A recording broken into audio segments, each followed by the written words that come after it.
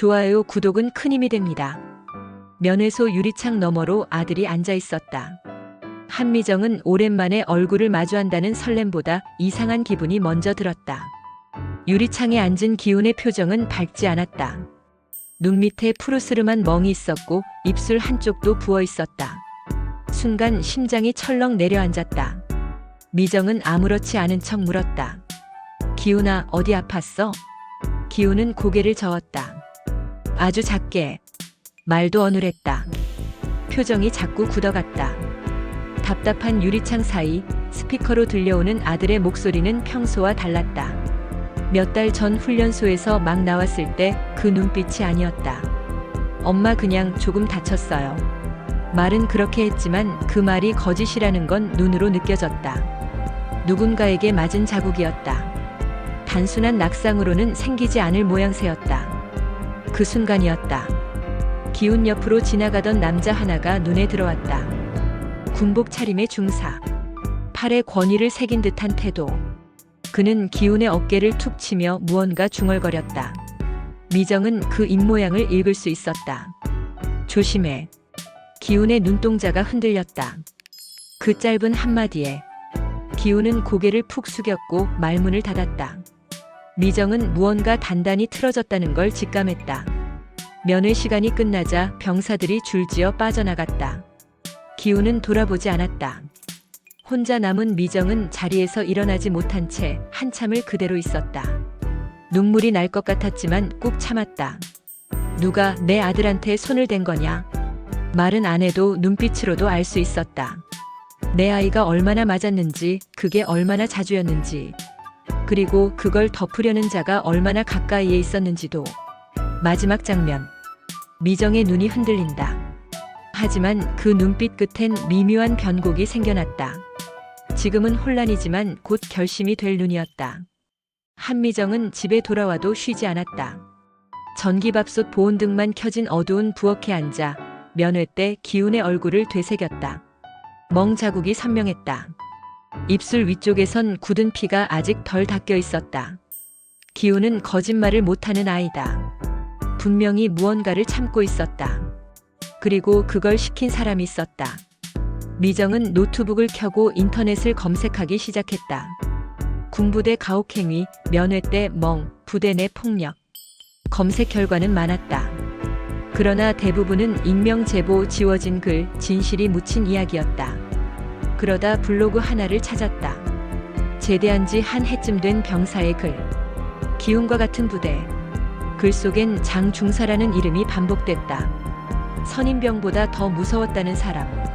보고도 못 본 척해야 했던 간부. 미정은 손에 힘이 들어갔다. 장중사. 그날 기훈 옆에서 어깨를 치던 남자. 다음 날 미정은 오래된 주소록을 꺼냈다. 수첩엔 고등학교 동창들의 이름이 적혀 있었다. 그중 눈에 띄는 이름. 최화영. 화영은 군납업체를 운영하고 있었다. 군부대와 거래하는 위치에 있었고 부대 내부 소식에 밝았다.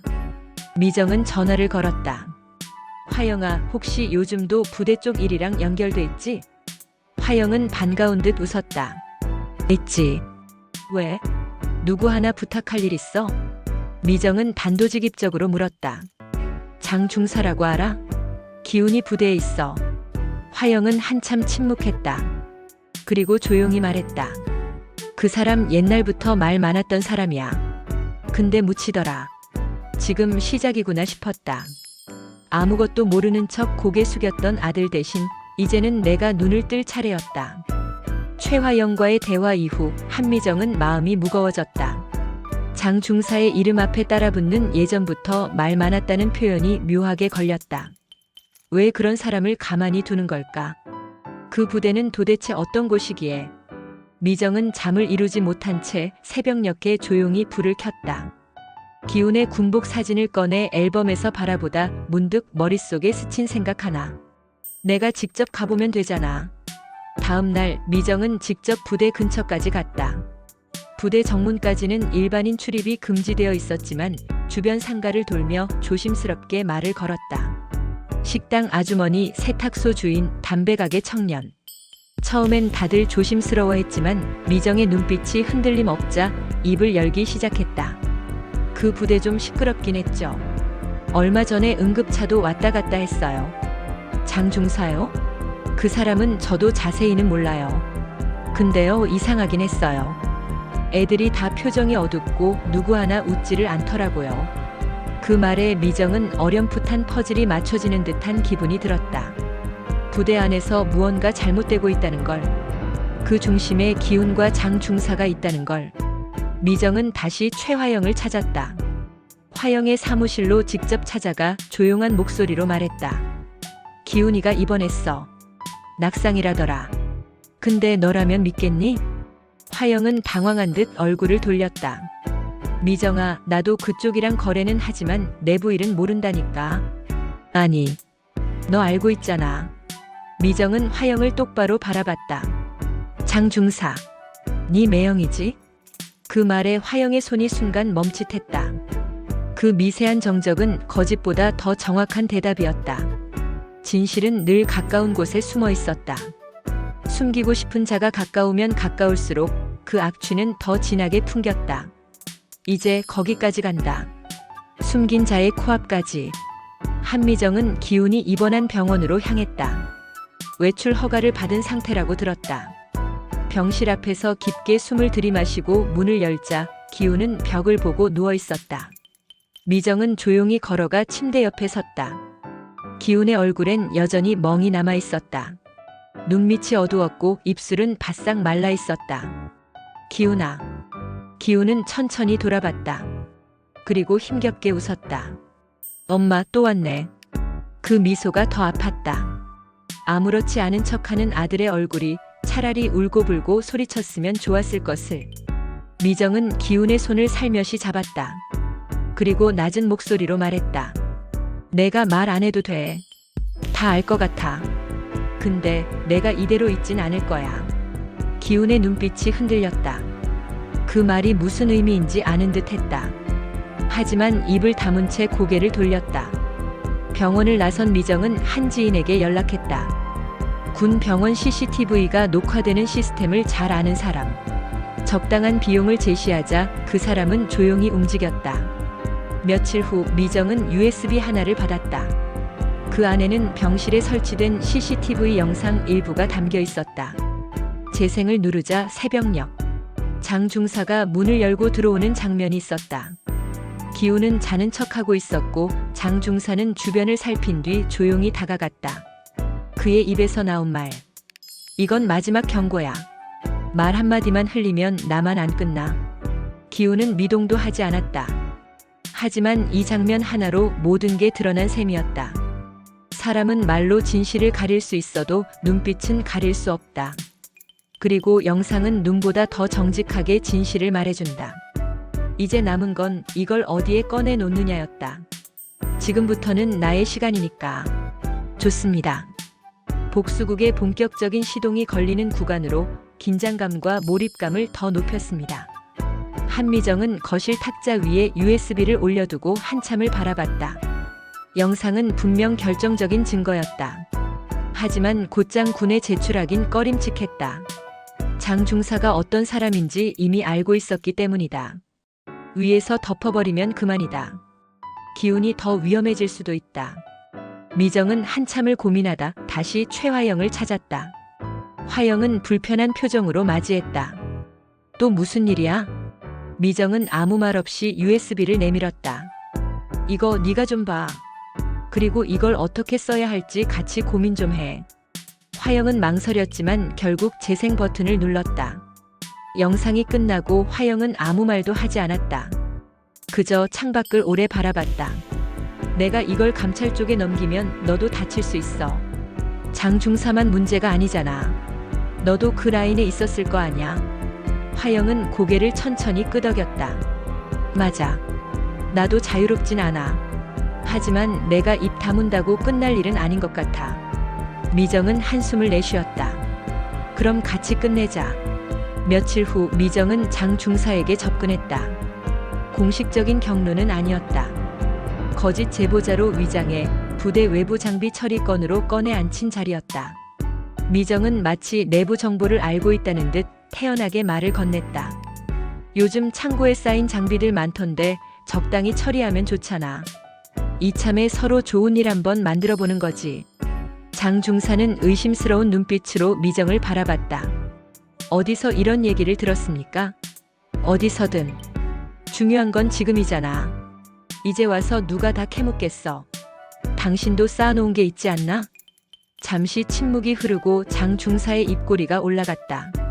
그쪽 생각보다 센 사람이네. 가면을 쓴 자는 정면으로 마주할 때 가장 약해진다. 지금 그 눈빛, 거래의 눈이 먼 그 허점이 내가 들어갈 문이다. 칼날은 숨길수록 날카롭다. 나는 지금 그 칼날을 천천히 꺼내드는 중이다. 거래 장소는 외진 공터였다. 군부대 인근 창고. 오래된 트럭 몇 대가 멈춰 있었고 그 안쪽에 미리 세팅해둔 감시 장비들이 숨어 있었다. 최화영이 도운 덕분에 외부 언론 인사 한두 명도 몰래 대기 중이었다. 국방부 감찰실에도 익명 제보가 동시에 들어가 있었다. 모든 준비는 조용히, 빠르게, 정밀하게 진행됐다. 장 중사는 미정을 보며 헛웃음을 지었다. 부대 엄마들이 이렇게까지 적극적일 줄은 몰랐네. 근데 좀 위험한 장난이 될 수도 있을 텐데. 미정은 아무 말도 하지 않았다. 그저 손에 들고 있던 종이 뭉치를 내밀었다. 군 장비 입출고 명세서 위조 내역. 거기에 몇몇 부대 간부의 서명까지 복사돼 있었다. 장 중사의 눈빛이 순간 흔들렸다. 이걸 어디서 구했지? 세상은 좁고 아들 가진 엄마는 많으니까. 그 순간이었다. 창고 밖에서 차 바퀴가 바닥을 긁는 소리가 났다. 장 중사가 고개를 돌리는 사이 감찰실 요원들이 들이닥쳤다. 장 중사님, 내부 고발 및 위조 의혹 관련 조사 차 동행하시죠. 그는 처음엔 발뺌하려 했지만 얼마 못 가 포기했다. 요원들 손에 이끌려 나가는 그의 뒷모습은 그토록 오만했던 중사의 것이 아니었다. 순간 미정은 그 뒷모습을 보며 한 발자국 뒤로 물러섰다. 복수는 뜨거운 불로 태우는 게 아니다. 차갑고 조용하고 흔적 없이 해야 한다.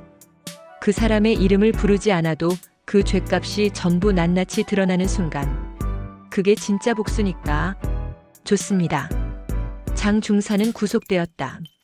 뉴스에선 짧은 단신으로 보도되었지만 부대 안에서는 뒤집어진 듯 했다.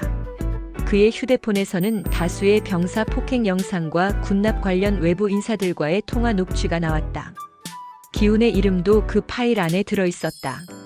한미정은 조용히 기훈의 병실을 찾았다. 기훈은 다소 회복된 얼굴로 창밖을 보고 있었다. 미정이 다가가자 이번엔 먼저 미소를 보였다. 장 중사 어떻게 됐어? 미정은 천천히 앉으며 말했다. 조사 들어갔고 곧 재판 받게 될 거야. 기훈은 고개를 끄덕였다. 하지만 그 눈빛은 복잡했다.